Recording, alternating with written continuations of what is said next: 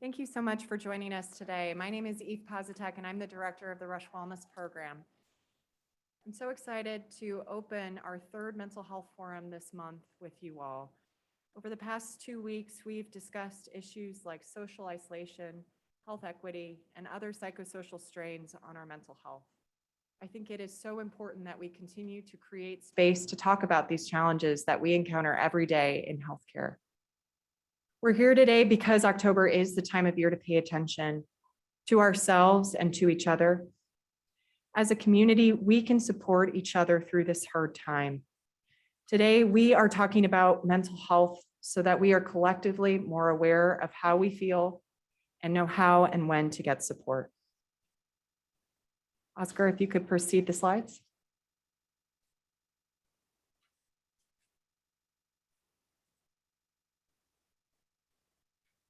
Before we kick off these discussions, I want to make you aware of support available to you here at Rush.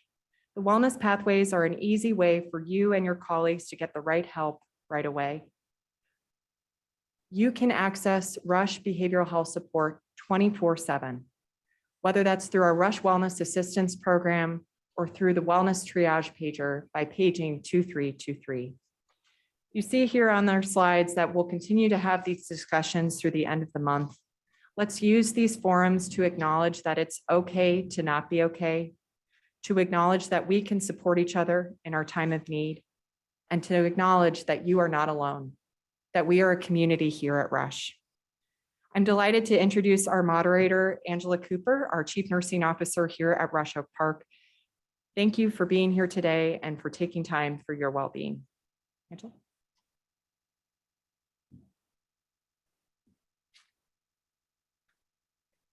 Hello, my name is Angela Cooper. I'm going to be moderating our event here today. As a clinician, this session is particularly important to me because I recognize the challenges that all of our caregivers have gone through over the last year, continually giving of themselves and not really, unfortunately, receiving much back. So I appreciate the fact that everyone is here today to spend a little time in this space to discuss ways that we can focus on our mental health in the upcoming year. As Eve mentioned, there's a lot of great resources at Rush that you can use in this space. And I encourage each of you to use these resources in the upcoming year. One thing I really just want to mention is that you're not the only one going through this, and just to recognize that there are many others that are feeling the same way that you are. So as we start our discussion today, I'm going to introduce our panelists. On the far right, we have Stan McCracken. Stan is a PhD in an LCSW. He's a lecturer emeritus from the University of Chicago School of Social Service Administration. Mr. McCracken has over 40 years experience as a clinician, educator, and consultant. His current practice interest is supporting healers who work with refugees and immigrants, veterans, older adults, and individuals in behavioral health and medical settings. Thank you for being here today. Next to Stan is Erica LaVere. Erica LaVere is a DNP RN and a twice graduate from the Rush University College of Nursing, both in the GEM program as well as the DNP Systems Leadership Program. Erica has been at Rush Oak Park Hospital for almost 10 years. She was named as the incident commanders for both waves of the COVID-19 pandemic in 2020, as well as the Rush Oak Park Hospital Wellness Executive Sponsor. She has a 3.5-year-old son and a little brother coming in November. So we're happy to have her still here today. Next to Erica, we have Sheila Dowd, PhD, is a lead psychologist at the Center for Clinical Wellness and the Vice Chair of Faculty Affairs in the Department of Psychiatry and Behavioral Sciences. She has been at Rush for 17 years, conducting research on anxiety and depression and working with patients to help them cope with these symptoms. Thank you.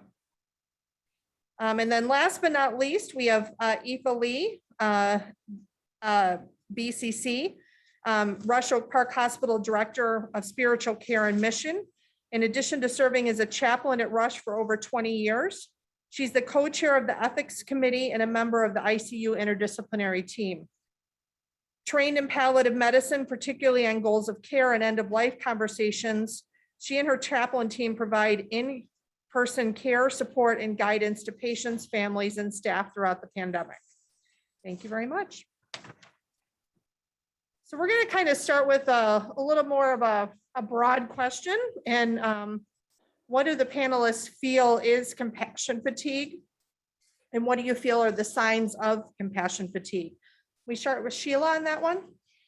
Well, compassion fatigue seems like a very simple term, right? Compassion fatigue, but we know it's actually quite complex in its meaning because everybody experiences it differently.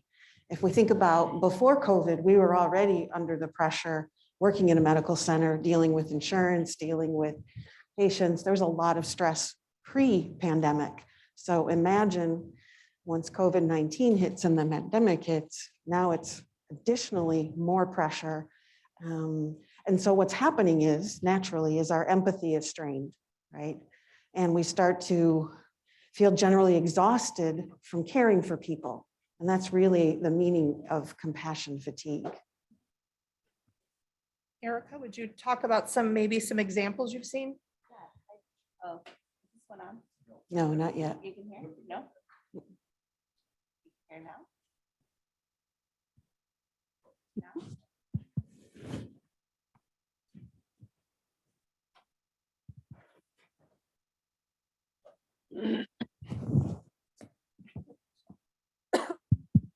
All right, we'll improvise here. I think, as Sheila kind of said, it presents different in every person. And so you can kind of see people shift in two ways. So you either have the people who are now kind of closed off when they are kind of faced in really emotional situations. So again, people's empathy. Sorry, people's empathy is so taxed that when kind of faced with emotional situations, they're kind of closed off and more cold as to opposed to when they used to be, or they can kind of have the opposite swing emotion where they're overly emotional. So little situations might kind of set them off to these great big feelings, you know, crying over smaller situations and things like that. So I think those are some of the emotions that we see. And then kind of just an overall breakdown of some of our I-CARE values. Again, as you're looking at your hierarchy of needs, if the person's not able to meet their own basic needs, they're unable to start extending themselves out to other people. So their coworkers or their patients, and you might see breakdowns in areas of respect where they can't kind of pull together that compassion to meet people on the same level when they're having some of their interactions. Thank you. We're going to put the next question back to Erica again and say, how does our perception of identity affect compassion fatigue? Has the COVID-19 pandemic exacerbated these feelings? And how I kind of like to think about this one is supply and demand. So any kind of job that we do, we put in a certain amount of effort and we like to see the end result. So if you were a carpenter and you built something, you would at the end of the day get to see the labors of your work, right? You created a great table or a new chair or house. And then in healthcare, it's the same thing, but we're putting out our emotion into people, right? So every day we're kind of having that empathy of treating the people who are sick, whether physically, emotionally, or mentally. And we like to see those great rewards at the end. So people getting better, getting back home, and kind of getting their family and their life back together. And with the stress of COVID-19, we had more and more situations that were on the negative result versus the positive. So it kind of demanded a lot more empathy from us over this period of time, and we weren't seeing the rewards. We were seeing sicker patients. We were seeing outcomes that we weren't used to. And so it's really zapped a lot of that supply that we normally have of empathy, and we haven't been able to kind of get that rebuilt for ourselves.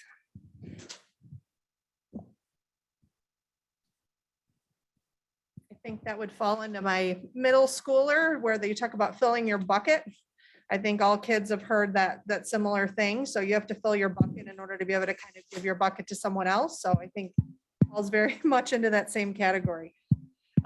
Moving on to the next question. What drives the fatigue? Stan, do you want to give some thoughts on? Sure. One of the advantages of being around a really long time is that I've seen an evolution. And with burnout, especially compassion fatigue, and I'm guessing you've all seen the things, all of the self-care kinds of things that you're supposed to do, eat well, get your sleep, exercise, do all that. These are really important. But it turns out, and from the literature that I've seen and from some of the research we've conducted in state psychiatric hospitals, the support of the team and the organization is one of the biggest factors. Feeling like you're all in this together and that your coworkers have your back and that leadership has your back can help to mitigate some of the effects of that. Does it prevent it? Well, no. But can it mitigate some of the effects? And that's why I usually stress the importance of meeting as groups and meeting as teams to support each other. So that you feel, so that one of the things that I've seen happen, and I've probably seen it more in some psychiatric hospitals, especially long-term care like the state system, is that people can get that bunker mentality, us against them kind of mentality. And being there as a team can help to mitigate that. Eva, other thoughts on that same question?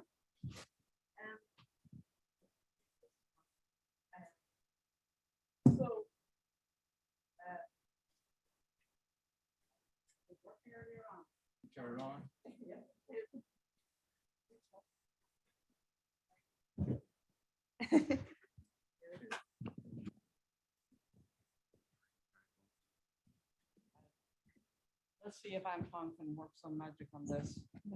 No, seemingly not. Okay. I think one of the stresses can be when technology doesn't work, that we all start, really getting worried because we rely on it so much. Yeah, there are a number of things that I find.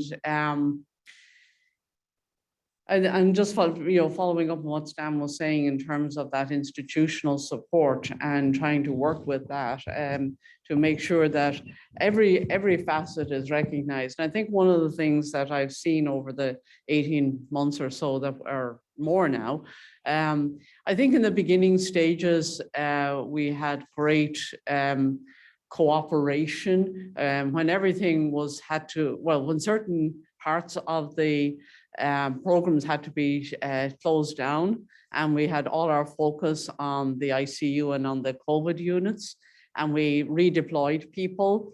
There was tremendous teamwork and tremendous energy. And I mean, I know our adrenaline was going and we were all on the same page.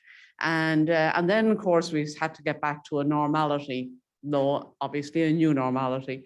And then we had the second wave and we didn't have the same resources. So I think one of the factors that we're looking at today, and from an external point of view, and I mean external from one's own self. So when I'm looking out, I could see the shortages of staff affecting all sorts of areas and all sorts of people, trying to cope with that and cope with having to do more with less, and how stressful that is. But again, we've seen some cooperation in terms of supporting one another through that.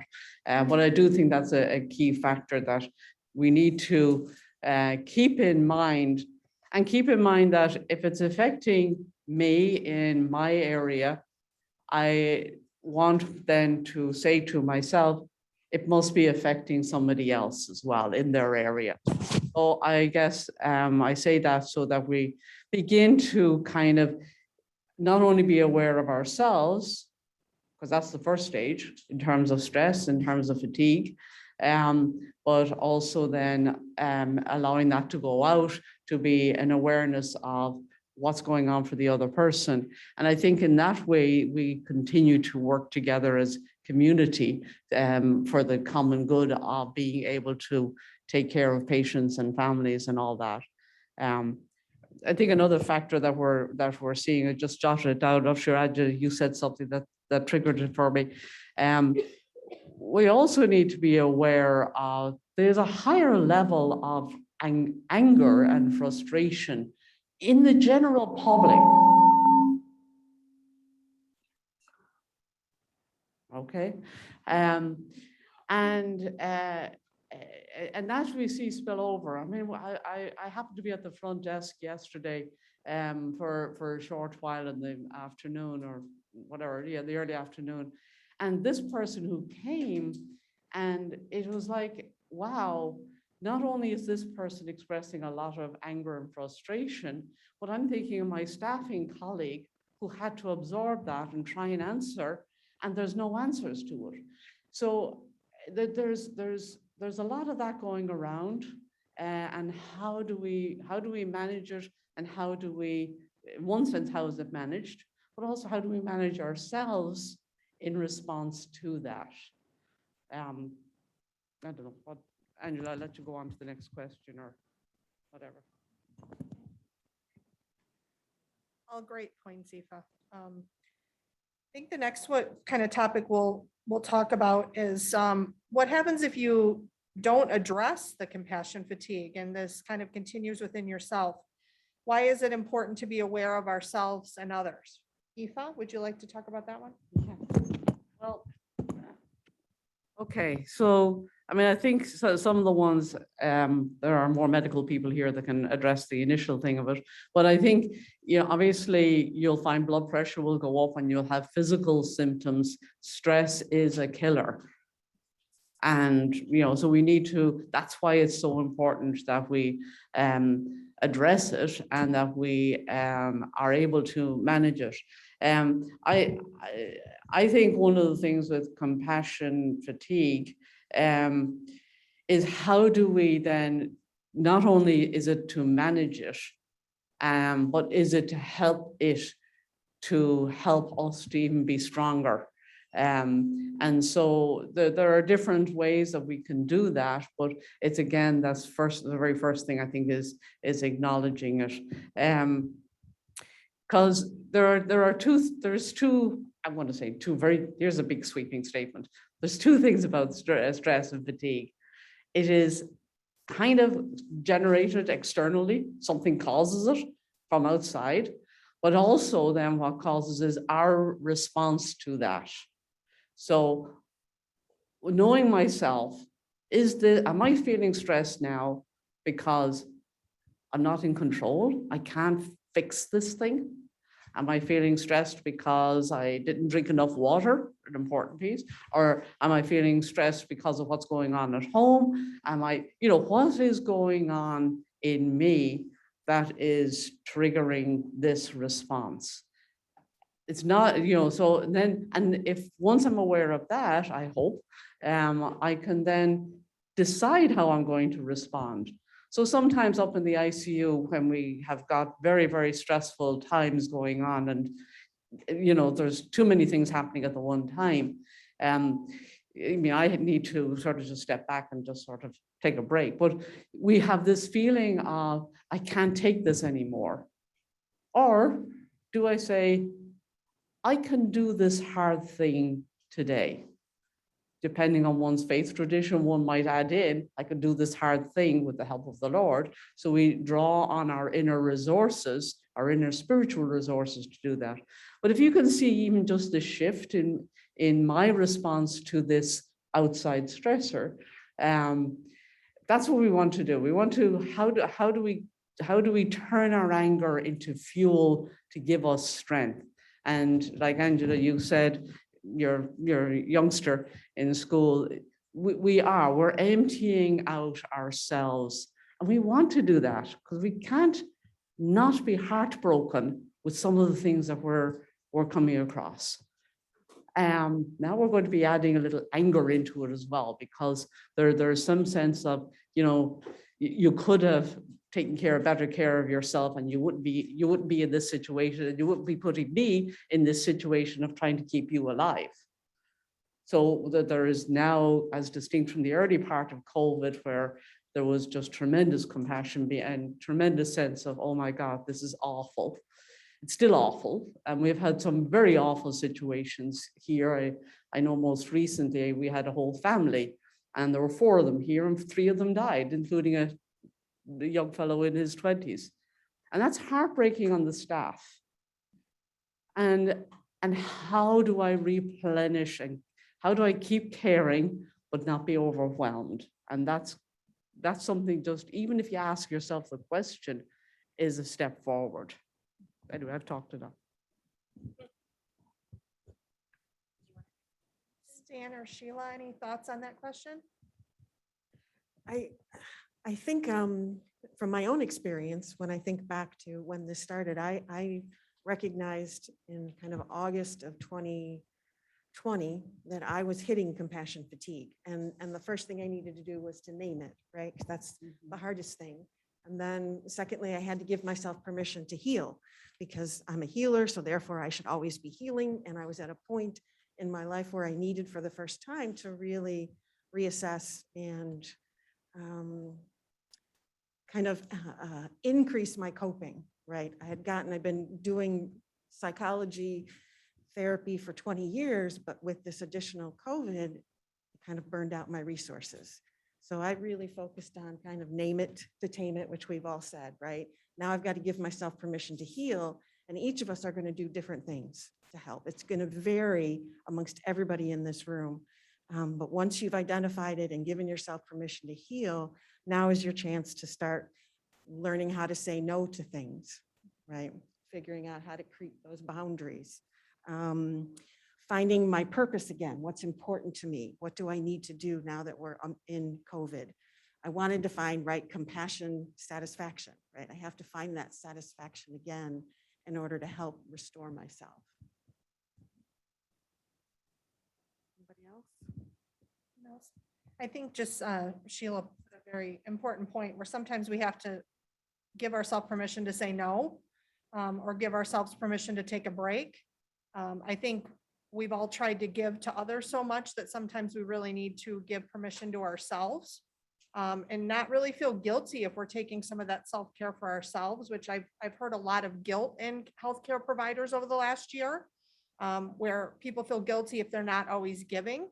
But sometimes, like you guys have said, you have to give back to yourself in order to move forward. So very great points. As we move on to the next question, if you're experiencing compassion fatigue, what are coping strategies? How can we approach compassion fatigue across different levels? Aoife, do you want to start with that one again?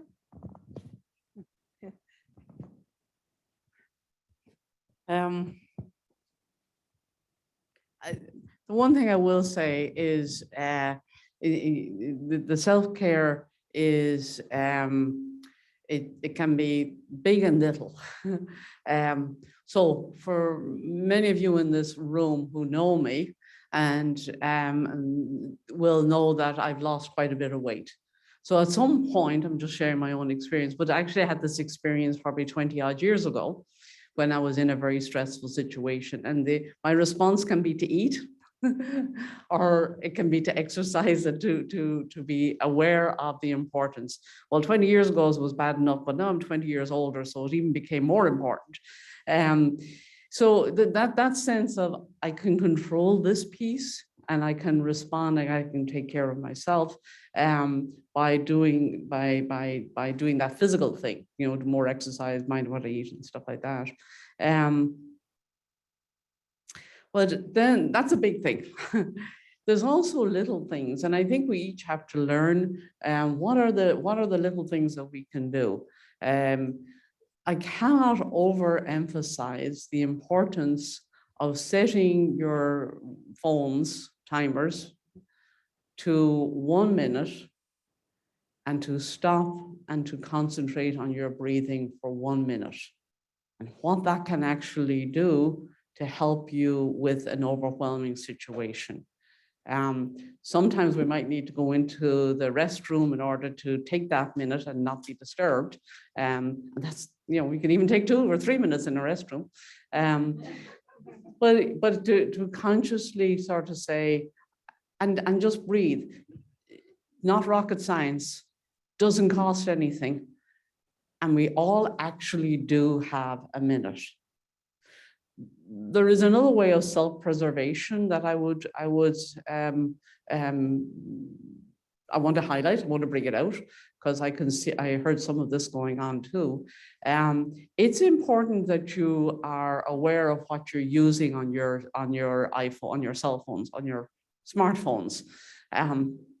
Because I know that there are folks who have tuned into, I'm not sure if they're Facebook or Instagram or whatever, because I don't go into too many of them myself, but I hear people reading these commentaries and all it is doing is negative, it's negative stuff. And that's an important piece. In my previous life, I worked as a social worker in Scotland, in the very northeast of Scotland, and I worked with incest survivors, a group of adult incest survivors, and in group work and stuff like that. And I heard horrific stories 40 odd years ago. And when I was coming away from that group, I turned off the road to stop, to breathe, to think. And I happened to turn into an inlet looking out onto the North Sea. Absolutely beautiful. It was tranquil. It was on the Black Isle. It's a lovely remote spot. And I realized the world is beautiful. The world is beautiful. It also has a lot of pain and suffering in it. And I have to do whatever it takes to remind yourself, but don't get lost in negative apps and negative groupings and photos and conversations and all of that, because that's only brings us down. So we still have to work in the world with its darkness, with its sadness, with its losses. But we have to also remember it's a beautiful world. There is new life coming into the world. There is beauty there too. Anyway. I want to build on that because as you think about yourself, you also have to remember your team. And all of you are on units potentially. You have colleagues, you have people around you that you have established relationships with. They're all strained right now. Staffing is low, but that's your team you want to look to as well. So not only if you need to take that 1 minute of breathing, you also might see a colleague who might need it and see if you can give them a break. See if there's a way to turn some of the social support outward. It's going to feel good for you because that's what we do, right? We care for everybody, including our colleagues, and it'll give hopefully permission to your colleague or your friend to take that break. So think about that social support that you have in your job. Yeah, I'll just take that a little bit farther too, because I think when it comes to compassion fatigue or burnout, we ebb and flow, right? So we kind of have our good days, our bad days, our good hours, our bad hours. So kind of recognizing when you are in that good spot, is there someone that you recognize some of the same feelings you might be having as they're exhibiting the same thing? So how can you reach out to them and provide them some quick resources? Like Sheila said, give them a break off the unit for a couple of minutes. And it might seem like a lot, again, because you're in that compassion fatigue where a lot of your compassion's already eaten up. But sometimes extending that and kind of seeing that quick return from your coworker might actually give you something that's going to replenish your own supply. And I think one of the examples we saw when we were doing wellness rounds, and so I know there'd be like, okay, my day is so busy and now I got to go, with this snack cart around all these carts. And do I really have this time when I have all of this stuff on my plate? But I can't tell you how many leaders came up to me and they were like, that was the best hour of my day because I actually got to sit and talk to people and check in on them and see how they were doing and hear how much they appreciated that we were out there looking for their own well-being. So it was something that sometimes it's a little bit hard to get over that push, just kind of like going for your workout. But when you get done afterwards and you kind of feel that reward, you recognize that kind of continuing that cycle is helping replenish you. Thank you. And Aoife, at the end, we will do the secret social work handshake, but we can't let anybody see it because then we'd have to kill them. I mean, but that's the rule. Well, one of the ways that I cope, as you might have guessed, it's subtle, but is sense of humor. That's how I made it through a year of Vietnam. That's how I made it through other kinds of things. And that's helpful. I've been meeting now. One of the things I'm privileged to do, especially since retirement and able to do more, is support the healers. And so there are a couple of groups I meet with every month. And one of the things we often start our meetings with is sharing small victories, those little things. I finally got them to follow through on a call that they were supposed to make. Or I was able to get in touch with a family member that I've been chasing for the last 6 months. Another one that we started recently was tell us something that made you happy, that gave you joy in the last week. And this isn't to be a Pollyanna, because as I'm guessing many of you know, in the field of post-traumatic recovery and post-traumatic, and I'm just losing the word here, but in the growth, post-traumatic growth, thank you. Post-traumatic growth is that the growth can happen at the same time the pain is there. And so this is not to deny the pain, but it's to what is something that made you happy? What's something that made you happy in the last week? What's something that gave you joy? Another thing that some people have found useful is sending a gratitude note. You did something, what is it that the person did? Just a small note, nothing big deal. It could even be, and by the way, if you think that I text, do these thumbs look like they text? And if they do, you need to get your glasses adjusted because I don't do that. But a text, a note, an email, or even a word of mouth or a call of gratitude. What did you do? How did it make you feel? To show that you care for each other. So those are a couple of things that some people have found useful.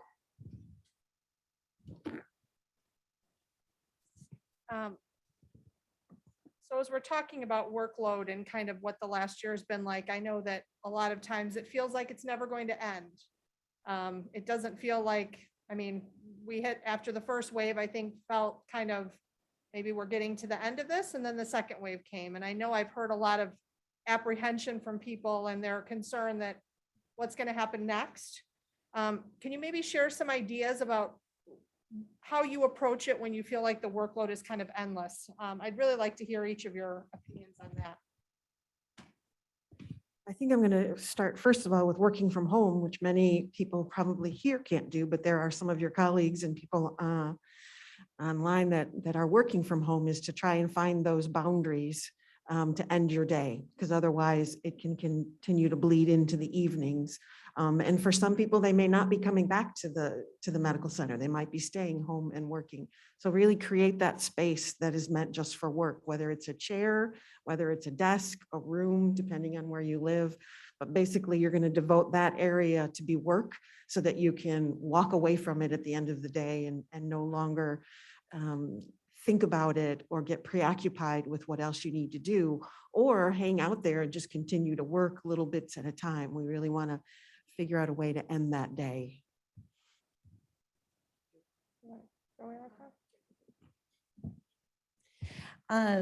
For me too, I think it's also about kind of redefining your goals in your work. So I know taking on the wellness executive sponsor role, of course, as healthcare workers, we all have these superhuman ideas. So we thought, wellness rounds were, people were gonna have moments where they needed to pull us aside and really have heart to hearts. And we organized sunrise yoga over the summer. And I had these grandeur ideas that the room was gonna be so full, we're gonna have to turn people away.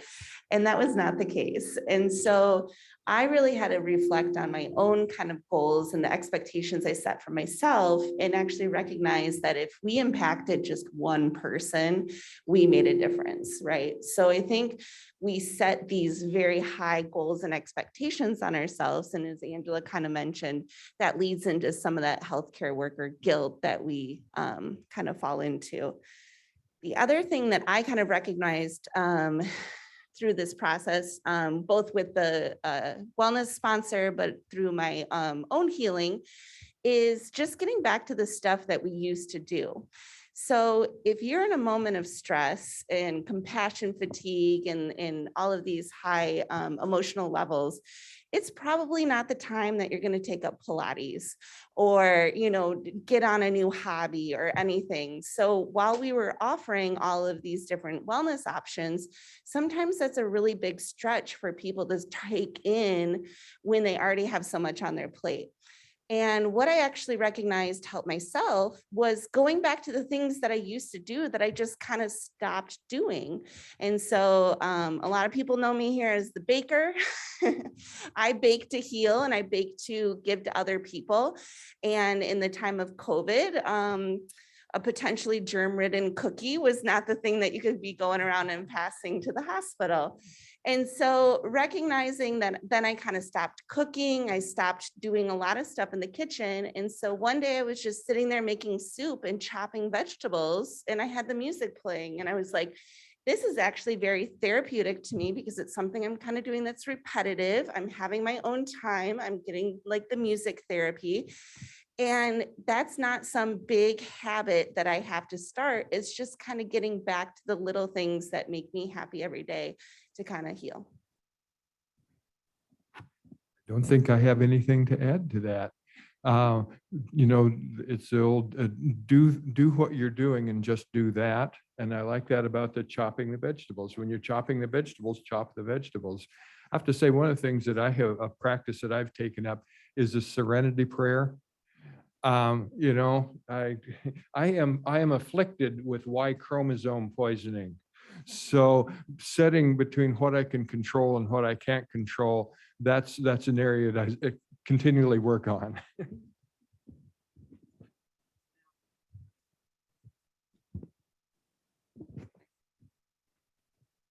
I think one of the things that strikes me or has me doing is trying to be in the present moment. And we've heard this phrase, life is about the journey, not the end of it. And likewise, our response to whatever our stressors are, even though they do feel like they're endless, is not waiting for the end to then say, I will start baking again, or I will read a book, or I will, do whatever one feels will make me more relaxed or able to cope better. I can't wait until something ends. I need to be able to do it now. And somewhere that is just stay with the journey, just stay present to today's, and that's why I say this whole thing. I could do this hard thing today. I'm not saying I can do it tomorrow or the next day or next week or for another year or 2 or 5 or 10, but I can do it today. And that's all I can do. I think something in that space that's important to me is recognizing kind of your own boundaries and where you need to end. I think kind of highlighting what a lot of you have said, but recognizing that there's always going to be tasks to do. There's always the next thing that we can do, but sometimes you just need to set a stop for yourself to say, I need to take the weekend off, or I need to go away, or I need to do something. But really asking yourself those questions of, where do I see myself now? And do I really think that I can give more, or do I kind of need to stop? Because pushing yourself past your stop sign really isn't going to be beneficial to anyone. And it really gets you to a point where it becomes more difficult to kind of get back to a good personal state. So for me, it's asking myself those questions and really trying to be conscious of the people that I work with to ask them those questions as well. Because you always have to consider yourself. And one of the things that just in piggyback on what Angela's saying is, and again, this is how I respond. It's it's not to say necessarily, no, I won't do this. Is because sometimes we can say, well, this has to be done still. It's like, I am choosing to do this today, this extra piece, to do the extra 2 or 4 or 5 hours or whatever it is, today, because I will then take time back to myself. But it's a sense of, instead of having it imposed upon me to have to do you're going to be doing anyway, but that sense of, I'll accept it to do it. A little bit like what I hear when I'm walking with families. We keep praying for a miracle. We always want to pray for a miracle. And yet we also know that there's a letting go that has to happen. And letting go doesn't mean that I can't have the miracle. So it's how do we get that balance in there? But try to choose, even if it's going to be inevitable. I think too, like one example I've seen in our ICU over the last year is we've had patients who have been in the ICU for much longer than what we typically would have a length of stay, difficult situations, people not getting better in a lot of cases.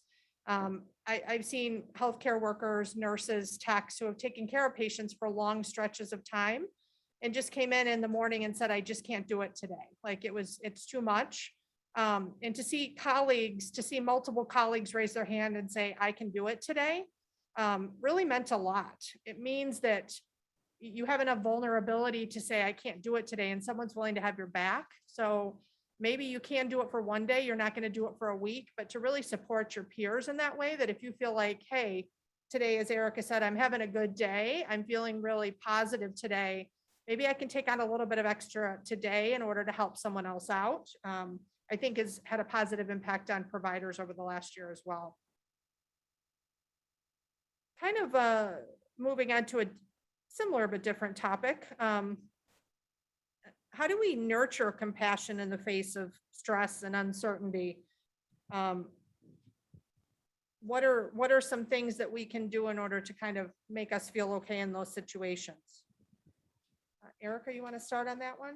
Yeah, I think my example I kind of had for this one, there was a situation on my unit a couple weeks ago where I had a new grad come to me very upset. And even before COVID, as a manager, I've always been really sensitive about our new graduates. They're kind of coming into a very stressful time where they're going through a lot of changes. They're under a lot of stress as they're taking on a role independently that they haven't been in before.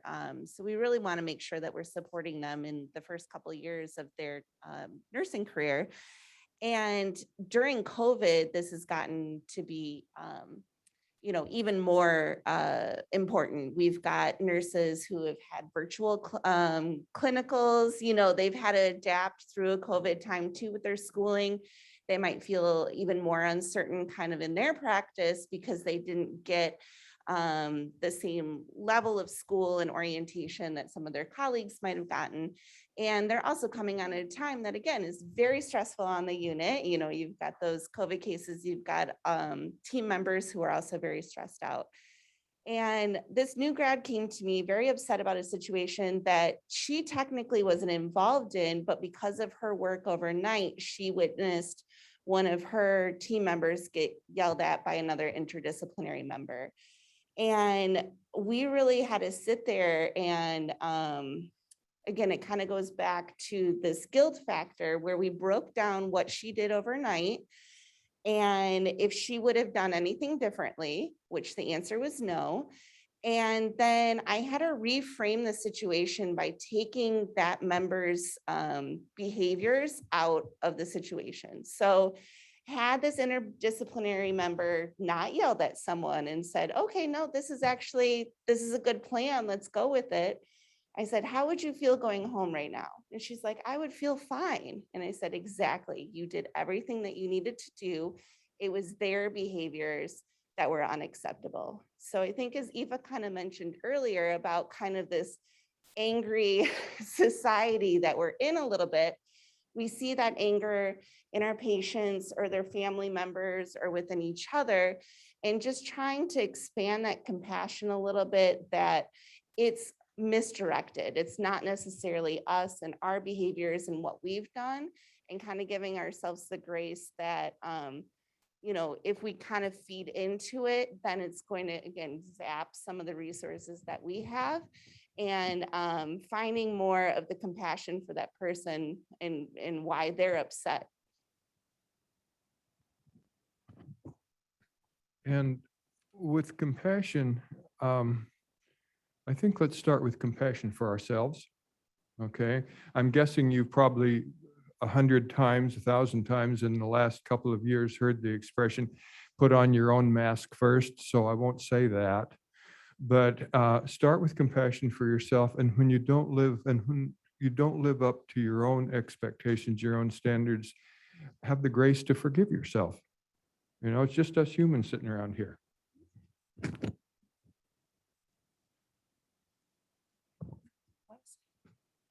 Well, thank you everyone for being here. We appreciate our panelists and giving us some great advice over the last hour. We thank you for being here today, and thanks to everyone who joined us. We're going to open for any questions or comments that both online or folks here in person may want to ask or share. So if you're here in person, because we're limited on the mic front, I'm just going to repeat your question so that folks online can hear it. So just feel free to raise your hand and ask. Center has once aloud. again earned a place Otherwise, for on the those US online, News and World please just Report put your annual questions into the chat and I will ask them here.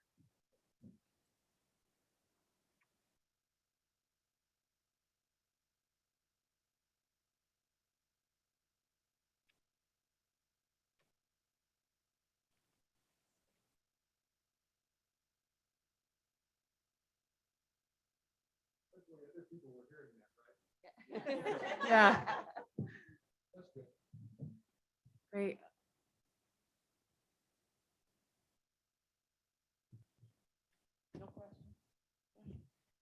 I'd certainly love to, if anyone's comfortable sharing what they've done to help restore their compassion.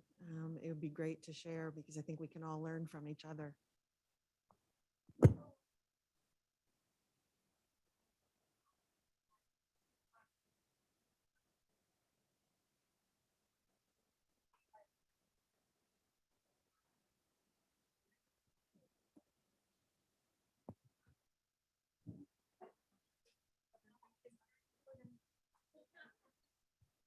Hi.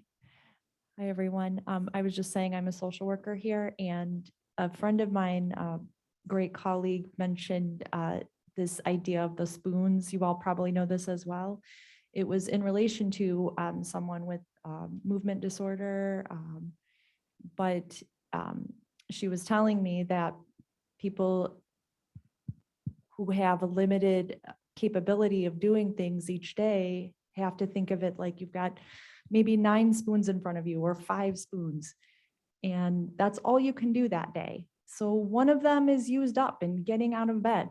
Another one might be used up in fixing your breakfast. And a third one might be just getting out the door for a walk. And that may be all you've got that day. So I really like that for patients and families and for ourselves as well. So just wanted to throw that out there. There's a lot of good literature out there about this spoons idea, spoons theory. And thank you all so much.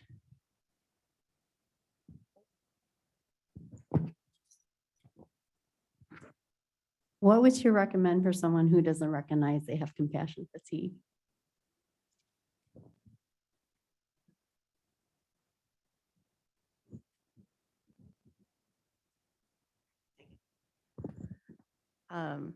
I think that's a good one. And I think,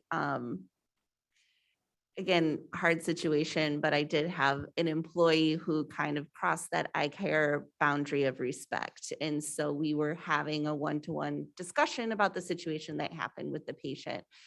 And I think in my discussion with her, I reframed the fact that what we were talking about and what I wanted to move forward with her was for her own well-being.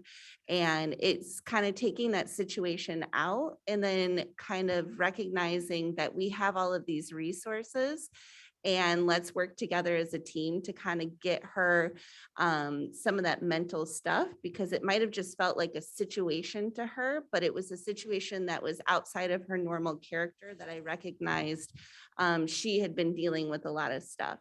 And so meeting with her more one-on-one, not about the situation, but again, back about, I think we need to work on your mental wellness, because otherwise I just see this getting worse and worse.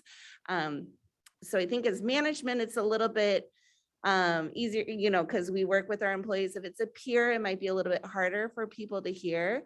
But again, I think just offering resources and again, referring them to the wellness center downtown. They just have the nice little pod and kind of offer it like a spa day that they could almost, partake in. Might be a good way to kind of get them started on something. I'm into it. I also want to put a plug in quickly that, we are available via telehealth as well. So we're here for you. While we are sadly not yet here in person, we are here for you online. So just know we're a resource you can access as well. And I'm going to emphasize kind of what you were talking about in terms of you can only do what you can do, right? You want to be able to do the best that you can and walk away from that discussion with them. If it's a peer, to say, well, I tried everything I could. And if you show that compassion to them, like, I'm worried about you, I'm concerned, and that's all you can do, right? We can't get someone to have insight or to recognize, but you want to feel like you at least tried to help this person. And that's the most important thing to walk away with. I think just building off of what you were saying, Sheila, in a separate discussion, we've talked a lot about thinking about what your goals are from an interaction, if you're provided that space, and especially ahead of conflict. And that reminded me of it because I think often we almost have superhuman goals for ourselves and maybe for the people we care about. And if we can just focus on one thing, and that might even just be leaving a conversation with self-respect, it's a lot more obtainable to accomplish those one items than a whole bucket full of things that you would want from someone. So hope that's helpful to you guys as well. One thing that just strikes me too, that is important in how we say things to people, because we don't want to decide this is what's wrong with the person. You've got compassion fatigue and you need to take care of yourself, and but rather to share one's own experience of the person.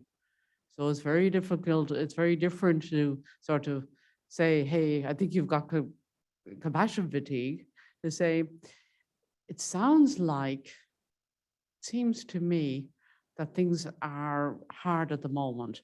I don't know, maybe I'm misreading this or whatever. It's always good to ask a question in the sense of checking it out, because it may be, and you may find that it's something totally unrelated to what you're thinking is the problem. But it's if you take a stance of checking it out, seems to me such as, that things are hard at the moment. Then they can either say, no, it's not, I'm fine. Well, at least you've sort of just made them go away and think of, well, how am I coming across if I'm that fine? So rather than say, judge how somebody is or diagnose how somebody is, to use medical language, do a kind of a checking out, because you're sharing really your experience of how you're finding the other person.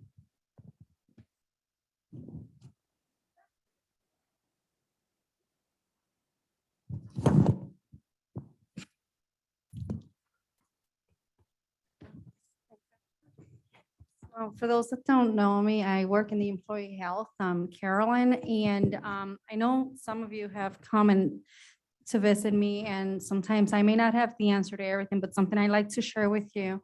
It's that COVID happened suddenly. None of us were prepared, and it doesn't seem that it's gonna be eradicated any sooner than we would hope for. And yet I've learned through life, and one of my coworkers that I've learned a lot from Marina. It's to learn that life, it's a constant, it's always changing. And we have had, I feel to me, it's working to learn to accept that change that is happening with COVID.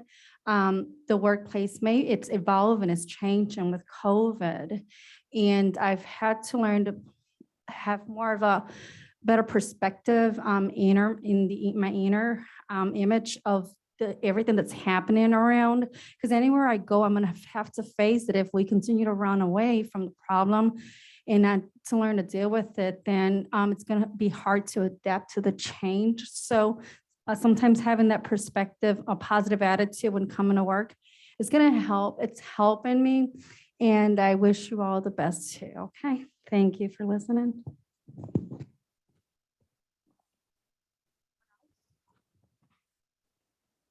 Thank you for sharing. All right. I really appreciate you all taking time out of your day to join us for this discussion. Thank you. And thank you to our moderator and panelists.